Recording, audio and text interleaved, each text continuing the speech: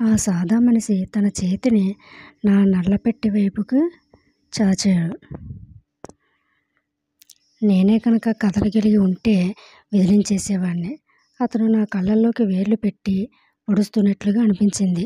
ఆ భ్రమ అంత గట్టిగా అనిపించింది. అయితే అతను అలా చేయలేదు, కానీ కొద్దిగా కదిలించాడు. అప్పుడు నాకు వేరే దృశ్యం కనిపించింది.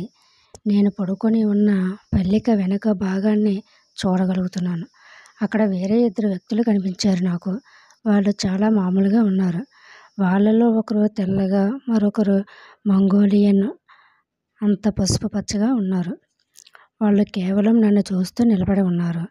వాళ్ళు కన్నార్పకుండా నన్నే చూస్తున్నారు, కానీ వాళ్ళ ధ్యాస నా మీద లేదు. ఈ వ్యవహారం అంతా వాళ్లకు చాలా విసుగు కలిగిస్తున్నట్లుంది. వాళ్ళు నా స్థానంలో ఉంటే వాళ్లకు విసుగు కలిగి ఉండేది కాదని నాకు గట్టిగా అనిపించింది. ఆ స్వరం మళ్ళీ అంది, ఇది నీకు తాత్కాలికంగా ఉండే చూపు. ఈ గొట్టాల ద్వారా నీకు ఆహారం అందుతుంది. నీ విసర్జన పనులు చూసే గొట్టాలు వేరే ఉన్నాయి.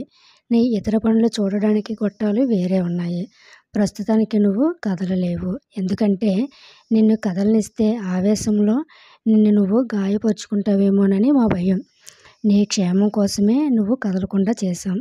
అయితే భయపడకు, నీకు ఏ కీడు జరగదు. మా పని అయిపోగానే నిన్ను క్షేమంగా టిబెట్లో ఇంకేదైనా ఒక ప్రదేశానికి తీసుకుపోయి దింపుతాము. నీ ఆరోగ్యం చాలా బాగుపడి ఉంటుంది. కళ్ళు ఉండవన్నది తప్ప నువ్వు మామూలుగా ఉంటావు. ఈ నల్లపెట్టె మోసుకుంటూ తిరగటం కుదరని పని అని నువ్వు అర్థం చేసుకుంటావు. అతను నా వైపు చూసి సన్నగా చిరునవ్వు నవ్వాడు. నవ్వి తర్వాత నా కనుచూపు మేరలో నుంచి దాటి వెళ్ళిపోయాడు. అక్కడ వస్తువులు సరిగ్గా ఉన్నాయో లేదో చెక్ చేసుకుంటూ వాళ్ళు అటు ఇటు తిరుగుతున్నారు. అక్కడ గుండ్రంగా విచిత్రంగా ఉన్న వస్తువులు చిన్న చిన్న కిటికీల్లా ఉన్నాయి. అవి చాలా మేలు రకం పల్చటి గాజుతో కప్పబడి ఉన్నాయి. అయితే ఆ గాజు వెనుక ఏవో విచిత్రమైన గుర్తులు కనబడుతున్నాయి తప్పించి అంతకు మించి వాటిలో చెప్పుకోదగింది ఏదీ లేదు. వాటిల్లో ఏ అర్థం ఉన్నట్లు నాకు అనిపించలేదు. ఊరికే అలా ఒకసారి చూశాను అటువైపు. నాకు అవి బొత్తిగా అర్థం కాలేదు. అందుకే వాటిని ఇంక పెట్టించుకోలేదు. కొద్దిసేపు గడిచిపోయింది. అలాగే పడుకొని ఉన్నాను. అలసినట్లు లేదు, అలాగని ఫ్రెష్గానూ అనిపించడం లేదు. ఒక విధమైన భావరాహిత్య స్థితిలో ఉండిపోయాను. నాకు ఏ బాధ లేదన్నది తథ్యం. దిగులుగా కూడా లేదన్నది తథ్యం. నా శరీరంలో రసాయనిక మార్పు ఏదో వచ్చినట్లు అనిపించింది. నల్లపెట్టె అంటే DNA బాక్స్ అన్నమాట. నల్లపెట్టె అంటే ఆ నల్లపెట్టె ద్వారా చూశాను. నా కనుచూపు అందుల్లో ఒక వ్యక్తి కనిపించాడు. ఒక లోహపు చట్రానికి బోలెడన్ని గాజు గొట్టాలు అమర్చి ఉన్నారు. వాటికి రకరకాల బుడిపెలు, మీటలు బయటికి పొడుచుకొచ్చినట్లుగా ఉన్నాయి. వాటిని ఆ వ్యక్తి తిప్పుతున్నాడు. అతను వాటిని తిప్పుతూ ఉంటే ఆ చిన్న గాజు కిటికీల్లో ఉండే ముళ్ళు రకరకాలుగా చూపిస్తున్నాయి. నేను మరుగుజ్జి అనుకుంటున్న ఆ పొట్టి మనిషి బహుశా అజామైషి అతని చేతిలో ఉన్నట్లుంది. ఏదో చెప్పాడు. అప్పుడు నా మాతృభాషలో మాట్లాడే వ్యక్తి నా కనుచూపుల్లోకి వచ్చాడు. నన్ను నిద్రపుచ్చుతున్నారని, నేను విశ్రాంతి తీసుకోవాలని, అప్పుడు ఫ్రెష్గా ఫీల్ అవుతానని, నిద్రాహారాలైన తర్వాత వాళ్ళు నాకు చూపించాలనుకున్న దానివి మళ్ళీ చూపిస్తారని చెప్పాడనమాట. అతని మాటలు పూర్తి అయ్యాయో లేదో నాకు క్షణంలో స్పృహ పోయింది. తర్వాత తెలుసుకున్నాను, నాకు స్పృహ పోగొట్టడానికి వాళ్ళు వేలితో మీట నొక్కివేస్తారనేసి. అది ఒక సాధనం ద్వారా జరుగుతుందని, ఎలాంటి హాని కలగకుండా ఆ సాధనం ద్వారా నాకు ఒక క్షణంలో నిద్ర వచ్చేలా చేయగలరు వాళ్ళు. అలా ఎంతసేపు నిద్రపోయానో, స్పృహ లేకుండా ఉండిపోయానో కూడా నాకు తెలియలేదు. తెలిసే అవకాశం కూడా లేదు. 1 గంటైనా అయి ఉండొచ్చు, లేదా 1 రోజైనా అయి ఉండొచ్చేమో. ఎంత హఠాత్తుగా నిద్రపోయానో అంత హఠాత్తుగా మేలుకున్నాను. 1 క్షణంలో నిద్రపోయాను, 1 క్షణంలో పూర్తిగా మేలుకున్నాను. మెలకువ వచ్చేసరికి నాకు ఏమీ కనిపించడం లేదు. అంటే ఆ యంత్రం పనిచేయటం లేదన్నమాట. చాలా బాధ అనిపించింది. ఇంతకు ముందున్నట్లే గుడ్డివాడిలా ఉండిపోయాను. వింత శబ్దాలు చెవిలో పడుతున్నాయి. లోహానికి లోహం తగిలిన శబ్దం, గాజు శబ్దం. తర్వాత గబగబా దూరమైపోతున్న అడుగుల చప్పుడు, అలాగే లోహం ప్రక్కకు జరుగుతూ జారిన శబ్దం. కొన్ని క్షణాలంతా నిశ్శబ్దం. ఆలోచిస్తూ పడుకున్నాను. నా జీవితంలో ఇంత గందరగోళాన్ని తీసుకొచ్చిన ఆ విచిత్రమైన ఘట్టాలను గురించి ఆలోచిస్తూ ఆశ్చర్యపోతూ ఉండిపోయాను. నాలో భయాందోళనలు పెరుగుతూ ఉండగా అంతరాయం కలిగింది. వెంట వెంట పడుతున్న అడుగుల చప్పుళ్ళు వినిపించాయి. దూరంగా ఉండి గొనుక్కుంటున్నట్లుగా మాట్లాడుకుంటున్నారు. ఎక్కడి నుంచో వినిపించింది. క్రమేపీ శబ్దం పెద్దదై నా గదిలోకి తిరిగింది. మళ్ళీ లోహాన్ని ప్రక్కకు జరుపుతున్న శబ్దం. వాళ్ళిద్దరినీ ఆడవాళ్ళుగానే నిర్ణయించుకున్నాను నేను. వాళ్ళు నా దగ్గరకు వచ్చారు. వాళ్ళిద్దరూ చాలా సీరియస్గా మాట్లాడుకుంటున్నారు. ఇద్దరూ ఒకేసారి మాట్లాడుతున్నారో లేక నాకు అలా అనిపించిందో మరి. వచ్చి నాకు చెరొక పక్కన నిలబడ్డారు. ఘోరాతి ఘోరమైన విషయం ఏమిటంటే నా ఒంటి మీదున్న ఒకే ఒక ఆచ్ఛాదనను నా అంగీని లాగి పారేశారు. నేనేమీ చేయలేకపోయాను. శక్తిహీనున్నయి కదలలేకపోయి ఆ ఆడవాళ్ళ దయాదాక్షిణ్యాలకు లోబడి అలా పడున్నాను. పుట్టినప్పుడున్నంత నగ్నంగా ఉన్నాను. నేనేమో సన్యాసిని. నాకు స్త్రీల గురించి బొత్తిగా తెలియదు. నిజం చెప్పాలంటే ఆడవాళ్ళంటేనే నాకు భయం. ఆ వృద్ధ సన్యాసి చెప్పడం ఆపాడు. యువ సన్యాసి హడలిపోయి చూస్తున్నాడు. ఇలాంటి సంఘటన జరిగితే ఎంత విపరీతమైన కోపాన్ని అది కలిగిస్తుందో కదా అనుకున్నాడు. ఆ సంఘటన తలుచుకోగానే వృద్ధ సన్యాసి నుదుటిన చిరుచెమటలు అలుముకున్నాయి. వణుకుతున్న చేతులతో నీళ్ళపాత్ర వైపుకు చెయ్యి చాచాడు. కొన్ని గ్రొక్కులు తాగి మళ్ళీ జాగ్రత్తగా ఆ పాత్రను తన పక్కనే పెట్టుకున్నాడు. తటపటాయిస్తూ చెప్పసాగాడు మళ్ళీ. అయితే అంతకంటే ఘోరం జరగవలసి ఉంది దాని తర్వాత. ఆ యువతులిద్దరూ నన్ను ప్రక్కకి ఒత్తిగిలించారు. నా శరీరంలో చెప్పరాని భాగంలోకి ఒక గొట్టాన్ని అమర్చారు. ద్రవం నాలోకి ప్రవేశించింది. నేను పేలిపోతానేమో అనేంత ఉబ్బరం కలిగింది లోపల. తర్వాత చాలా మామూలుగా నన్ను పైకి ఎత్తి నా నడుము క్రింది భాగం క్రింద చల్లటి పాత్రను పెట్టారు. ఆ ఆడవాళ్ళ ఇద్దరి ఎదుట ఆ తర్వాత నాకేం జరిగిందో వర్ణించకపోవటమే సభ్యతగా ఉంటుందేమో. ఎనిమా ఇచ్చారన్నమాట. తర్వాత వాళ్ళు నా నగ్న శరీరాన్ని అంతా శుభ్రంగా కడిగారు. వాళ్లకు పురుష మర్మాంగాలతో బాగా పరిచయం ఉన్నట్లుగా అర్థమైంది నాకు. నాకు ఒళ్ళంతా వేడెక్కిపోయింది. గందరగోళంలో ఉన్నాను. కూచుగా ఉన్న లోహపు కడ్డీలను నా లోపలికి నెట్టారు. నా ముక్కులోకి పెట్టి ఉన్న గొట్టాన్ని లాగి పడేసి క్రొత్తదాన్ని మొరటుగా లోపలికి పెట్టారు. తర్వాత నా గొంతు నుంచి పాదాల క్రింద వరకు గుడ్డ కప్పారు.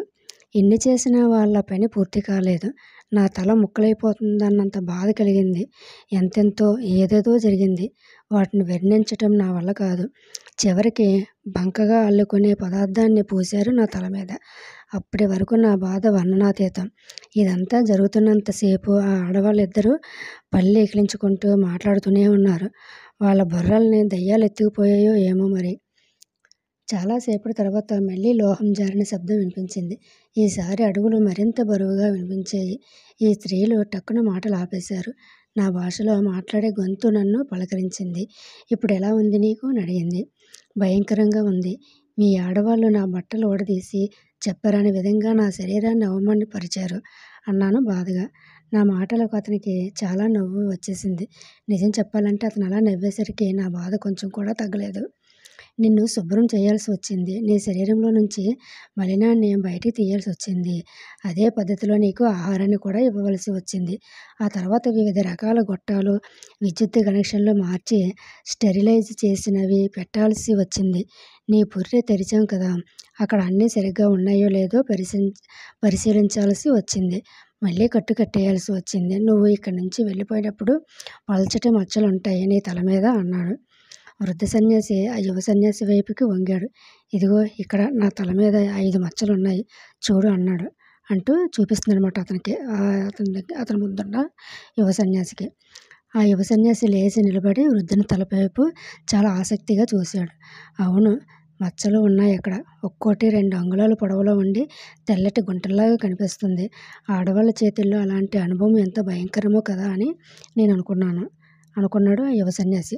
ఆ ప్రయత్నంగా అతనికి ఒళ్ళు గగురు పొడిచింది కూడానా. అంతే చటుకుని కూర్చున్నాడు మళ్ళీనే ఆ యువ సన్యాసి. తన వెనుక భాగం మీద ఎవరైనా దాడి చేస్తారేమోనని భయపడినట్లుగా యువ సన్యాసి చూసి మళ్ళీ చటుకున కూర్చుండిపోయాడు. ఆ వృద్ధ సన్యాసి మళ్ళీ చెప్పసాగాడు. అతని మాటలతో నా కోపం చల్లారిపోగా అతన్ని అడిగేశాను. కానీ ఆడవాళ్ళ చేతిలో నాకింత పరాభవం ఏమిటి? అలాంటి అవసరమే ఉంటే మగవాళ్ళు లేరా ఆ పని చేయడానికి అనేసి అన్నాడు. నన్ను బంధించిన ఆ వ్యక్తి నేను అతన్ని అలాగే అనుకున్నాను. మళ్ళీ నవ్వేసి అన్నాడు, చూడు నాయనా, మరీ అంత మూర్ఖంగా బిడియపడిపోకు. నీదే కాదు, ఏ నగ్న శరీరమైనా వాళ్లకు లెక్కలేదు. ఇక్కడ మేము డ్యూటీలో లేనప్పుడు ఎక్కువ నగ్నంగానే ఉంటాము. ఈ శరీరం ప్రజాత్మ ఆలయం కనుక చాలా పవిత్రమైనది. అతిగా బిడియపడిపోయే వాళ్లకు నీచమైన ఆలోచనలు కలుగుతాయి. ఇంకా ఆడవాళ్ళు నీ పని ఇంకా ఆడవాళ్ళు నీ పని చేయటం విషయానికొస్తే అది వాళ్ళ విధి. వాళ్ళు నర్సులు. ఇటువంటి పనులు చేయడానికే శిక్షణ పొందిన వాళ్ళు అని అన్నాడతను. అయితే నేను ఎందుకు కదలలేకపోతున్నాను? నన్నెందుకు చూడనివ్వటం లేదు? నాకు ఇది విచిత్రహింసగా ఉంది అన్నాను. నువ్వు కదలలేవు. ఎందుకంటే నిన్ను కదలనిచ్చామనుకో మేము అమర్చిన ఎలక్ట్రోడులను లాగి పారేసి నిన్ను నువ్వు గాయపరుచుకుంటావేమోనని, లేదా మా పరికరాలైనా సరే పాడు చేస్తావేమోనని మా భయం. ఇంకా చూపు విషయానికొస్తే నీకు చూపు ఎక్కువ అలవాటు కాకుండా జాగ్రత్త పడుతున్నాం. ఇక్కడ నుండి వెళ్ళిపోయిన తర్వాత నువ్వు మళ్ళీ గుడ్డివాడివి అయిపోతావు కదా. ఇక్కడ చూపుకు బాగా అలవాటు అయిపోయావనుకో, గుడ్డివాళ్ళు పెంచుకునే గ్రాహ్య శక్తిని, ఇంద్రియ శక్తిని పూర్తిగా మర్చిపోతావు. ఇక్కడ నుండి తిరిగి వెళ్ళే వరకు నీకు చూపును అలవాటు చేస్తే తర్వాత నిస్సహాయుడు అయిపోతావు. నువ్వు ఇక్కడికి వచ్చింది నీ ఆనందం కోసం కాదు. మేము చెప్పేది చేసేది విని చూసి ఆ విశ్వజ్ఞానాన్ని నీలో నిక్షిప్తపరచుకొని కాలగతిలో నీ దగ్గరికి వచ్చిన మరో ఎవరో వ్యక్తికి నువ్వు దానిని అందించాలి. అతను నీ నుంచి ఆ విశ్వజ్ఞానాన్ని పొందుతాడు. సాధారణంగా ఇటువంటి విశ్వజ్ఞానం గ్రంథస్థం చేయబడుతుంది. అయితే అలా చేస్తే అది మరో పవిత్ర గ్రంథమో పవిత్ర లేఖనమో అవుతుందని మా భయం. నువ్వు ఈ విశ్వజ్ఞానాన్ని గ్రహించి మరొకరికి అందించిన తర్వాత ఇది తప్పకుండా వ్రాయబడుతుంది. ఆలోగా నువ్వు ఇక్కడికి వచ్చింది నీ పని కోసం కాదు, మా పని కోసమని గుర్తుపెట్టుకో అన్నాడు. గుహలో అంతా నిశ్చలంగా నిశ్శబ్దంగా ఉంది. వృద్ధుడు కొంచెం సేపు ఆగి అన్నాడు, కొంచెంసేపు ఆపుతాను. నేను విశ్రాంతి తీసుకోవాలి. నువ్వు నీళ్లు పట్టుకొచ్చి గుహ శుభ్రం చెయ్యి. బార్లీ పిండి కొట్టవలసి ఉంది అని చెప్పేసి ఆ వృద్ధుడు అన్నమాట యువ సన్యాసితోటి. ఓ మహాత్మా, గుహలో మీరుండే అంతర్భాగాన్ని శుభ్రం చేయమంటారా ముందుగా అనేసి అతను యువ సన్యాసి అడిగాడు. వద్దు, విశ్రాంతి తీసుకున్నాక నేనే స్వయంగా చేసుకుంటాను నా పని. అయితే నువ్వు నా కోసం అదనంగా ఇసుక తెచ్చి ఇక్కడ పెడతావా అంటూ ఒక రాతి గోడ దగ్గర ఏదో వెతికాడు తీరిగ్గా. 80 ఏళ్ల పాటు కేవలం చాంప తిని బ్రతికి చనిపోయే లోపల క్రొత్త రుచులు చూడాలనే విచిత్రమైన కోరిక కలుగుతుంది. చనిపోయి మరో చోటుకి వెళ్ళిపోతే అక్కడ ఆహారం అవసరమే ఉండదు కదా. అంతలోనే తల అడ్డంగా ఊపి, బహుశా ఆహారం మారితే శరీరం తట్టుకోలేక చనిపోతానేమో అని వెళ్ళి అనుకున్నాడనమాట అని ఆ మాట అంటూ గుహ లోపల తన ఏకాంతంలోకి వెళ్ళిపోయాడు. ఆ భాగంలోకి యువ సన్యాసి వెళ్ళనే లేదు. ఆ మరుసటి రోజు వృద్ధుడు తన కథను కొనసాగించాడు.